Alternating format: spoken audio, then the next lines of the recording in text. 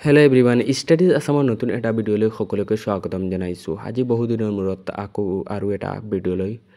সকলোকে স্বাগতম জনাইছোঁ আজিৰ ভিডিঅ'টোত আমি ডিছকাছ কৰিম যে বহুতো ছাত্ৰ ছাত্ৰীয়ে কৈ আছে যে স্কুটিৰ বাবে এপ্লাই কৰিব লাগিব নেকি অথবা আমি আমাৰ মেৰিট লিষ্টত নাম্বাৰটো ভুল আহিছিল আমি মেইল কৰিলোঁ কিন্তু আমাৰটো এতিয়ালৈকে আপডেট হোৱা নাই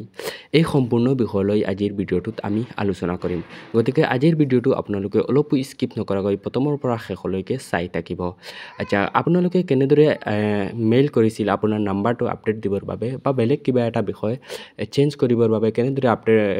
এপ্লাই কৰিছিল এই আমাৰ স্ক্ৰীনত থকা যেটো ইমেইল আছে সেইটোত গৈ নিশ্চয় আপোনালোকে এপ্লাই কৰিছিল যদি এইটোত গৈ আপোনালোকে এপ্লাই কৰিছে এইটোত গৈ যদি আপোনালোকে মেইল কৰিছে তেনেহলে নিশ্চয় আপোনাৰটো আপডেট হৈ আহিব একো চিন্তা কৰিব নালাগে আৰু যিসকল ছাত্ৰ ছাত্ৰীৰ মেৰিট লিষ্টত নাম আহিছে যিসকল ছাত্ৰ ছাত্ৰীৰ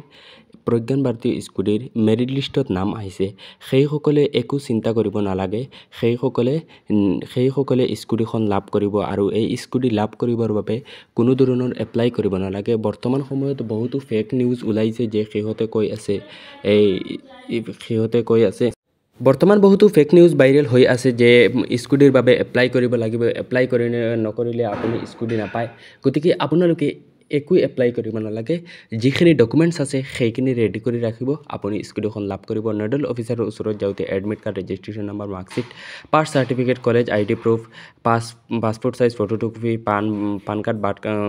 বাৰ্থ চাৰ্টিফিকেট যিকোনো এটা আধাৰ ভোটাৰ আইডি পেৰেণ্টছ আধাৰ কাৰ্ড ভোটাৰ আইডি যিকোনো এখন লৈ নডেল অফিচাৰৰ ওচৰত যাব আপোনাৰ ডকুমেণ্ট সাবমিট কৰিব যেনেদৰে আমি ভিডিঅ'ত ষ্টেপ বাই ষ্টেপ কৈ দিছোঁ সেইদৰে আপোনালোকে কৰিব স্কুটি লাভ কৰিব আৰু বেলেগ একো এটা ষ্টেপ ল'ব নালাগে কোনো ধৰণৰ এপ্লাই কৰিব নালাগে আপোনালোকে একো চিন্তা কৰিব নালাগে যে যদি আপোনাৰ মেৰিট লিষ্টত নাম আহিছে তেনেহলে নিশ্চয় আপুনি স্কুটিখন লাভ কৰিব থ্যাংক ইউ এভৰিৱান আজিৰ ভিডিঅ'টো ইয়ালৈ সমাপ্ত কৰিলোঁ